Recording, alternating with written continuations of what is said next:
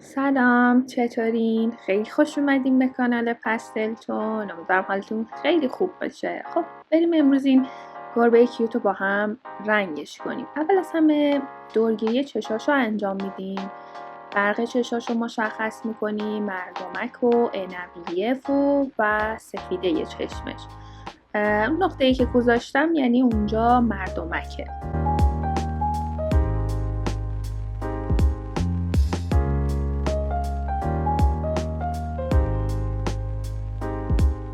حالا یه کوچولو شروع می‌کنیم به رنگ کردن. قسمت‌های مشکی رو مشخص می‌کنیم. خب اینجا تصمیم گرفتم که با مارکر رنگ بکنم.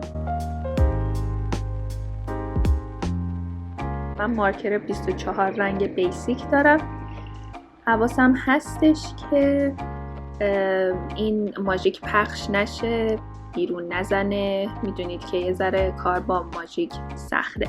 اون گوشه هاش رو نمیزنم با ماژیک چون میترسم بزنه بیرون و ترجیح میدم که با مداد مشکی بعدن اوکیش کنم.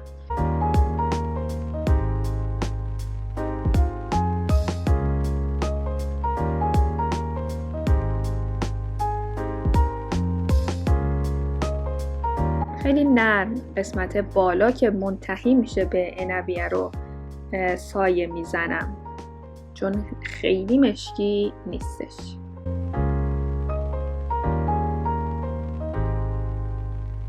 دوتا رنگ استفاده میکنم واسه عنبیه‌اش، رنگ عسلی و رنگ اوکر. فابر کاستل کلاسیکه. خب اینم از این. یه ذرم از این قهوه‌ای تیره که پلیکروم فابر کاستل هستش استفاده میکنم.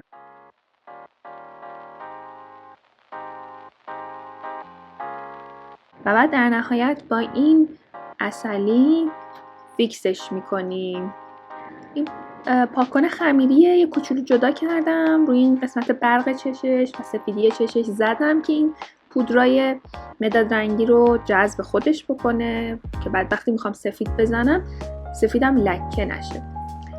از یه توسی نسبتاً روشن استفاده میکنم واسه سایه های توی سفیده چشمش. بعدش هم که با مداد سفید پریزما کالر میام سفیده رو رنگش میکنم.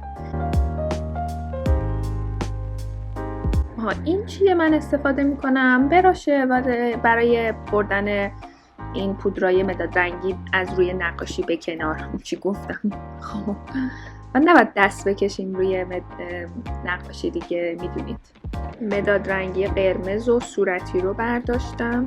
هرچی به سمت بالا میرم فشار دستم رو کمتر میکنم، صورتی میزنم یه مقداری. بعد یه خط سفید داره روی دماغش، از همین اول با مداد سفیدم اون خط رو میذارم و با پلیکروم گلبهی میام فیکس میکنم.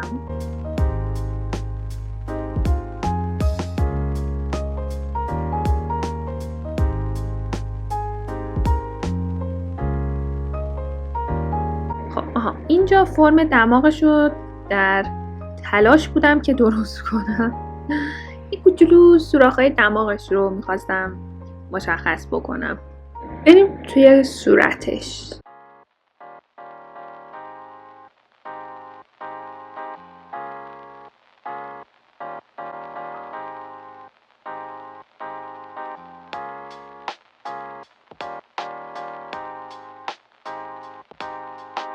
خیلی ممنونم از خودم که دارم توضیح میدم. میبینید انواع مختلف رنگ کردن دارم میگم، یعنی خط هایی که یه سرشون آزاده. بعد هر 3 مدل رنگ گامیزی رو ما میتونیم استفاده بکنیم، ولی اینجا چون مدلمون مو داره باید به اون حالت رنگ کنیم. حالا دقت کنید به مدل گرفتن مداد دستم و طرز رنگ کردن بهتر و بیشتر متوجه میشیم.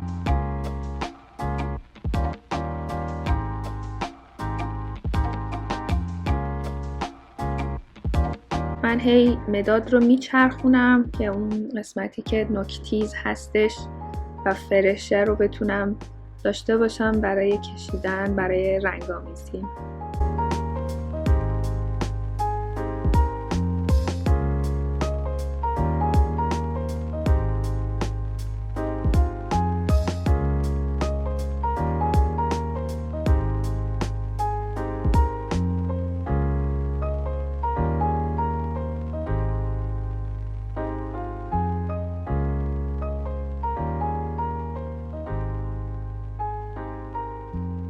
خب اون قسمت های تیره رو رنگ کردم، سرعتش هم ضرب در 8 کردم، خیلی بامزه شد به نظرم. خب حالا بریم سراغ گوشش. گلبهیه دوباره دارم استفاده میکنم ازش، موهای گوشش رو مشخص میکنم و شروع میکنم به گذاشتن یه سری از این تیرگی هایی که نظیر مو هستش، یه جورایی انگار سایه مو افتاده.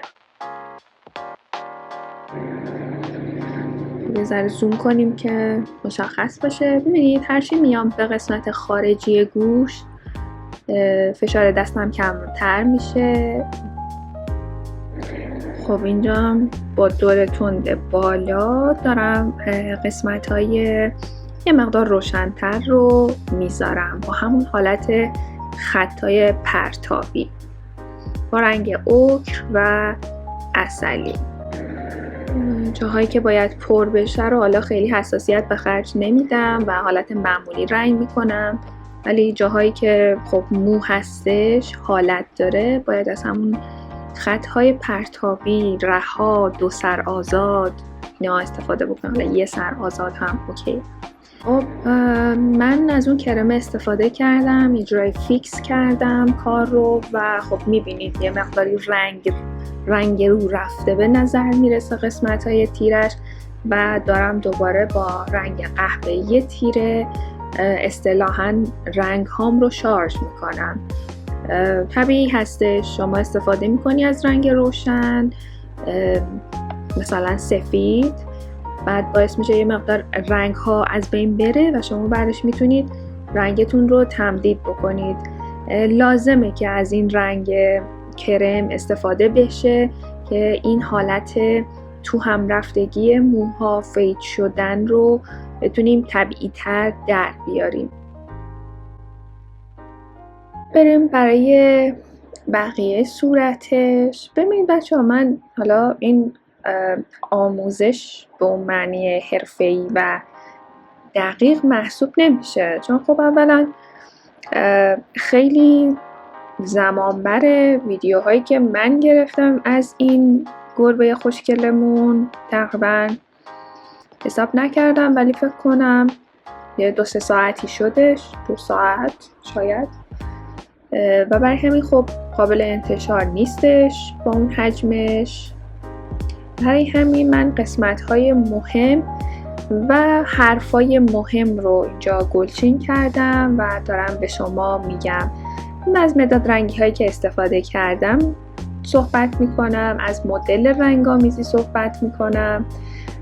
برای همین این یه جور نمونه است، اونجور آموزش خفن کامل نیستش، ولی خب خودم هم به شخصه خیلی مدل پیدا میکنم از توی یوتیوب، از توی پینترست، حالا نگاه میکنم همین ویدیوهایی که اصطلاحاً اسپید پینتینگ هستش رو نگاه میکنم، همین که میفهمم از چه رنگایی استفاده میکنه و چجوری رنگ میکنه خودش دیگه مسیر رو مشخص میکنه و بعد میشینم نگاه میکنم و کاملش میکنم. برای همین رو گفتم بهتون بگم که اینجوری سرعتش زیاده، خب طبیعتاً آموزشی این شکلی که نباید باشه. این کلاً یه نمونه است برای اینکه بعضن بشه از توش سری نکات کوچیک و ریز در آوردش. خب میبینید که چطوری رنگ کردیم. باز اون مداد رنگی کرمی رو بر میدارم و شروع میکنم به فید کردن. خب صورتش کامل شد، حالا بریم سراغ پاپیونش. خب دورگیریام انجام شد، تیره هام رو گذاشتم و حالا دارم با یه رنگ قرمز، البته با یه قهوه‌ای یه ذره تیره تر میکنم و بعد با یه قرمز جیغ شروع میکنم به فیکس کردن.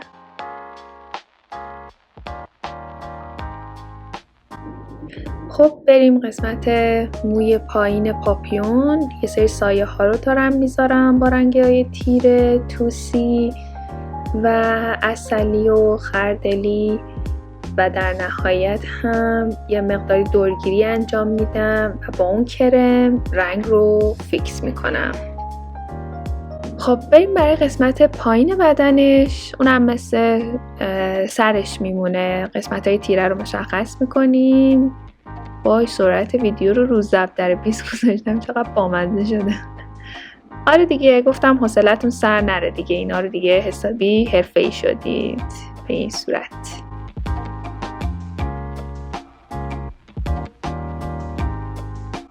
خب بریم برای فیکس کردن. یه سری از بقیه رنگ‌ها رو هم گذاشتم، یه سری عسلی اضافه کردم، بعد با همون رنگ کرم شروع کردم به فیکس کردن و در واقع اون تیرگی ها رو دوباره دارم تمدید میکنم، چون گفتم وقتی از اون کرم استفاده میکنیم یه ذره رنگ ها رو کم رنگ میکنه و بازم دقت داشته باشیم که باید همون حالت پرتابی باشه، خط و خطوط ها که بشه در همدیگه فید بشن.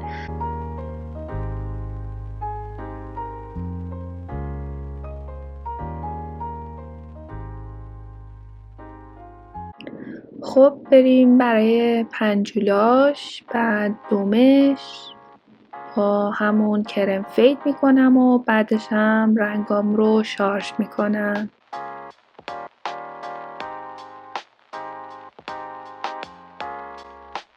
در ادامه بقیه پنجول ها رو هم رنگ میکنیم. یه کاغذ میذارم زیر دستم که کثیف نشه نقاشی، دورگیری ها رو انجام میدم و بعد سایه زیر پیشول رو انجام میدم و رنگ میکنم و با اون کرم فیدش میکنم و قلبای خوشگل رو مثل همون پاپیون رنگ میکنم، اول زرشکی و بعد قرمز و تمام. خسته نباشین. مرسی که تا اینجا اومدین. امیدوارم که به دردتون خورده باشه و منتظر بقیه ویدیوهای من باشین. خدا نگهدار.